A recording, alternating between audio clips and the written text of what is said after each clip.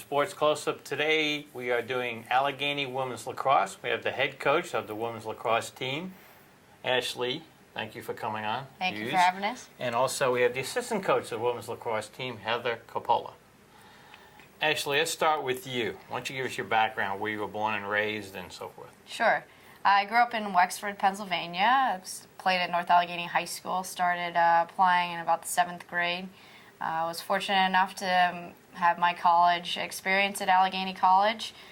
Here I am back now after coaching across the East Coast in my second season now at Allegheny, and love being a Gator. Okay, here in North Allegheny you played lacrosse and soccer? Correct. Lacrosse, soccer, and basketball. I stopped growing by the 10th grade, so I made the decision to cut basketball, but soccer and lacrosse I stuck with and actually played both at Allegheny as well. Okay, and let's go, and that sounds really good. Let's go to you, Heather. Where are you from?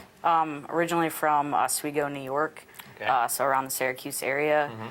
Grew up there, played lacrosse since the 7th grade. I and didn't then, interrupt you for 1 second Yeah. since you came from New York. Yankee fan? No, not a Yankee fan. Sorry, Cardinals for some reason. Oh. So grew up in New York and then found a college out in the Philly area, Alvernia University. Played lacrosse there for 4 years and then landed the job here as the assistant coach. How long have you been at Allegheny?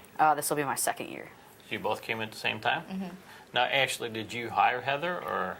Yeah, we once I got hired in August, we went through a national search, and Heather started about mid-October, and we got going with that. She unfortunately missed out on our fall ball season last year, but jumped right into the off-season in the winter, and of course was there for the spring season last year. Now, your first coaching experience was at a D2 level?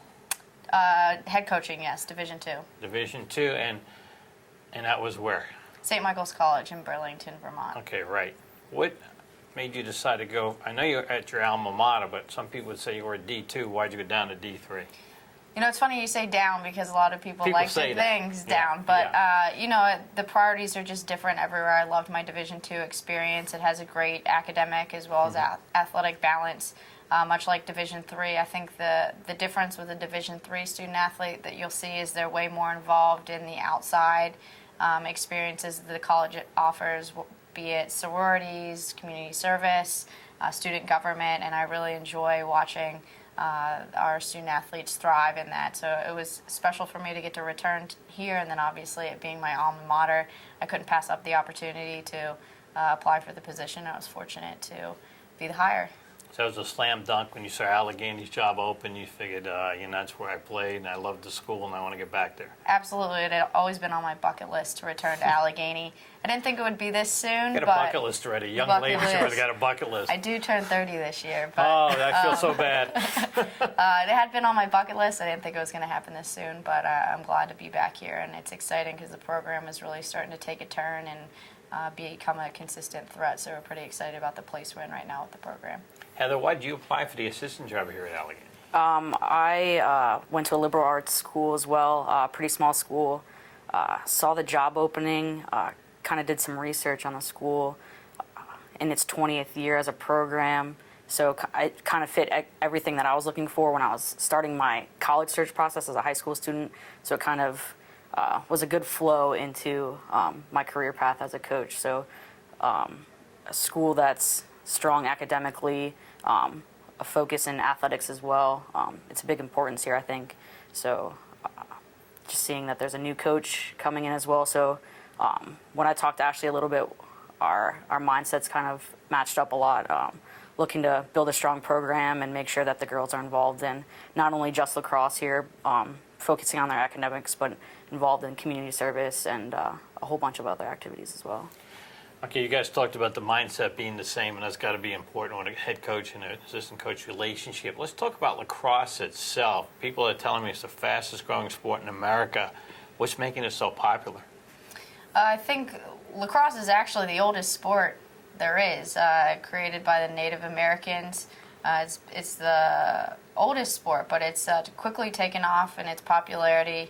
I think a lot of it just has to do with the expansion of it across the country. It was a big East Coast game for a long time. big ties in Maryland area, New England area, and now it's really starting to spread out to the West Coast, specifically in California, Colorado, even reaching up now to Washington and Oregon. So as it spreads throughout the high school level, we're also seeing it start to spread in the college level as well. There's new programs popping up all over the place, both on the women's side and the men's side. It's a fun game to watch. It's a fast game. Lots of goals scored, which is always fun to watch. So I think that has a lot to do with the fact that it is spreading so fast. It's a fun game. Everyone at this point is kind of, if it's a new program, everybody's kind of starting the program so that, if it's in a new location, there aren't already top high schools. Everyone's kind of starting on the same playing level once it hits a new area. So I think that's a benefit as well.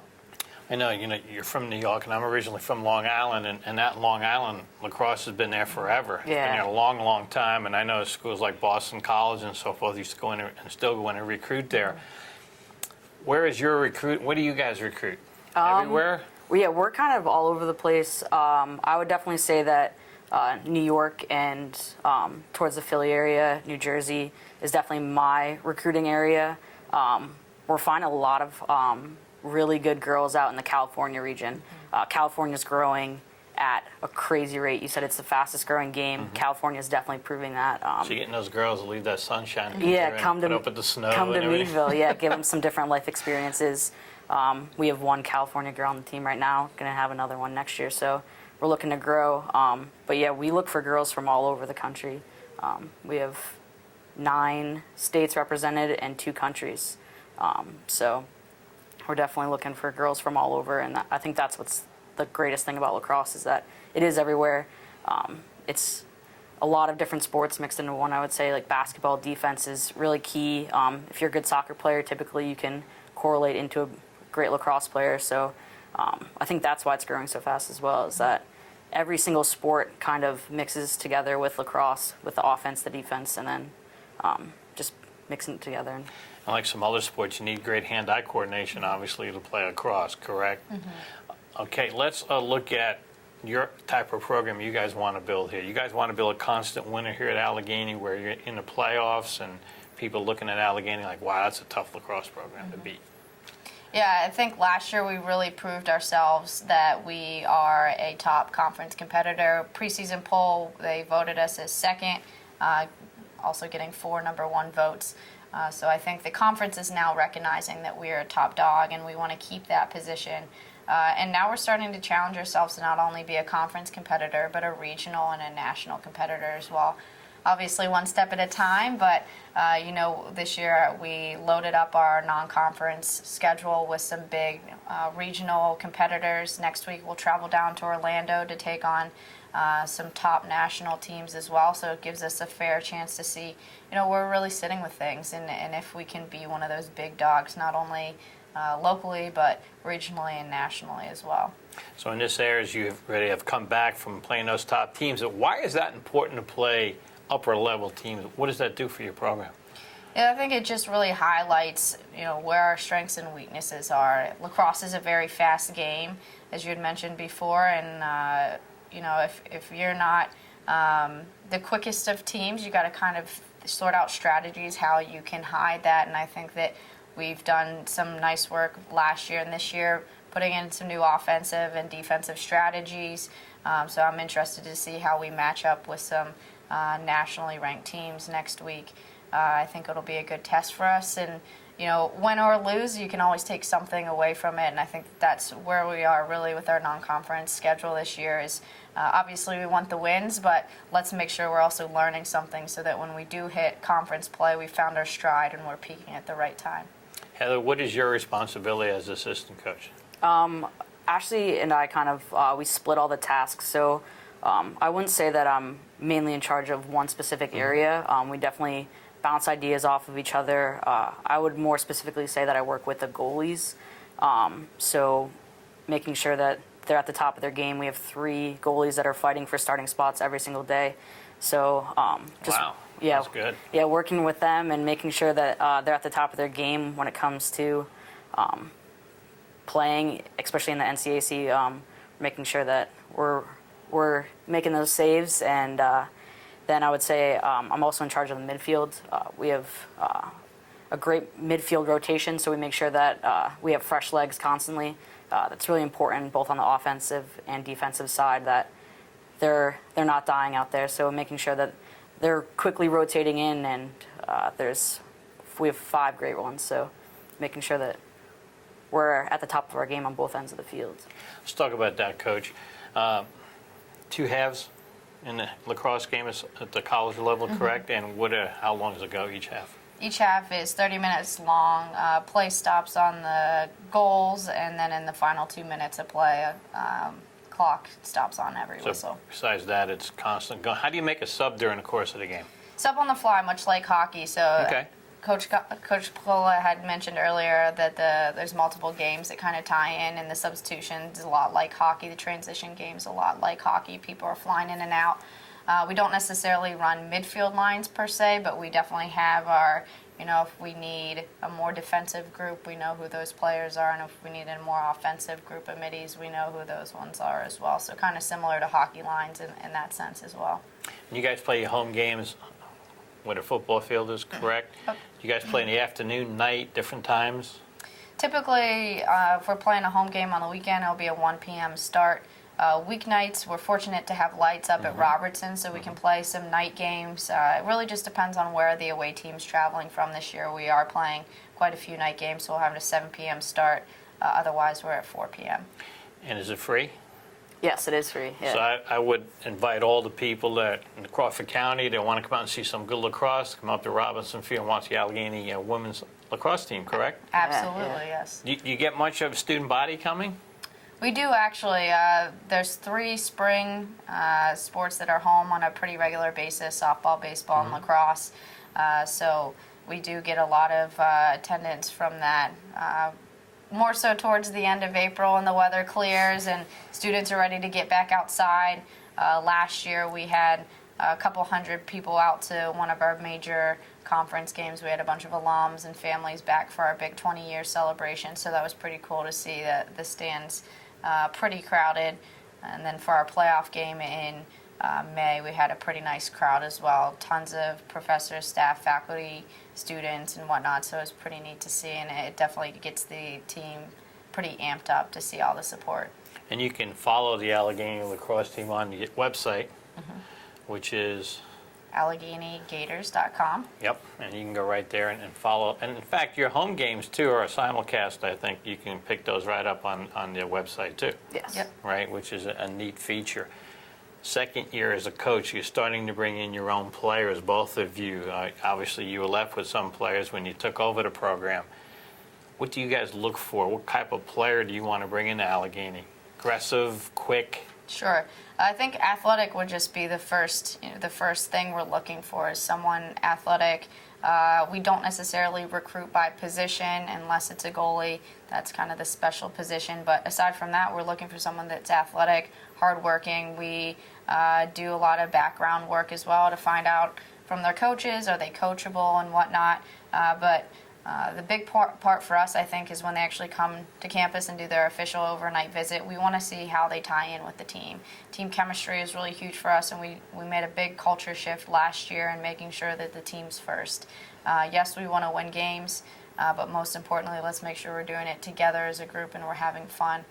So we want to make sure that we're bringing in the right type of person that's going to be invested in creating relationships and being a part of a team and not just being a solo person on a team. So you guys do team bonding, team building activities. Do you also look for mental toughness?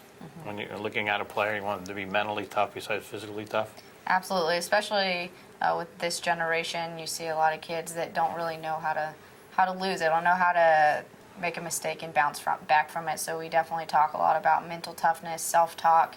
We start every practice with what we call a focus line. So basically they step on to the white line of the field, and as soon as they're ready and they clear their mind and are focused, ready to go, they step forward, and once everyone on the team has stepped forward, they come together and cheer.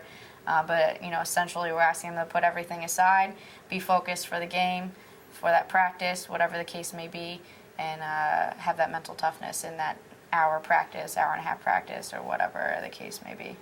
Does lacrosse, like the most sports people are aware of today, football, basketball, and so forth, Does lacrosse have their own like big clinics that coaches go to, and you guys share ideas and steal things in a pleasant way from each other? Yeah, Heather actually just returned from the coaching convention, so I'll let her talk about that a little bit. Yeah, the IWLCA is the sanctioning body of women's lacrosse. They put on great conventions every single year where it offers you the opportunity to not only see one of the biggest recruiting tournaments down in Orlando, but you get to hear from some of the greatest coaches that have been around for a long time in the sport. So giving you ideas as to team chemistry, to running an effective practice and defenses and stuff like that. We also have a lot of like DVD collections that coaches will put out, as well as playbooks. So I would say lacrosse is a pretty big sharing community. Learn from a lot of different coaching styles and kind of blend it into your own. Take different styles and just make it one. Okay, as we end this, ladies, I want to put you both on the spot. Do we see maybe a national championship within the next 8 or 9 years here at Allegheny? Possibility playing for one? National championship. I mean, I certainly think that we're trying to be national contenders. That's great. I think the tough part about the lacrosse world is there's some top dogs that have been in the top 10 for years, and that's the only place they know where to sit. So trying to break into that group is definitely going to be a tough feat for us. But, as I mentioned, we definitely have the regional competitor setting in the next couple of years, and then we'll move from there. I think we can slowly start to buy some time in that national space in the coming years. National title in the next 8 years, I think, is a big goal for us, but I think this group has the mindset that we want to get better every day, and that's most important, that we're growing as a program, we're growing as a team, and if the title comes along with it, that's a great thing. So, but we're excited. Well, I want to thank Heather and Ashley, both of you, for being on the show today, and we'll be back with some of the women players from the Allegheny lacrosse team.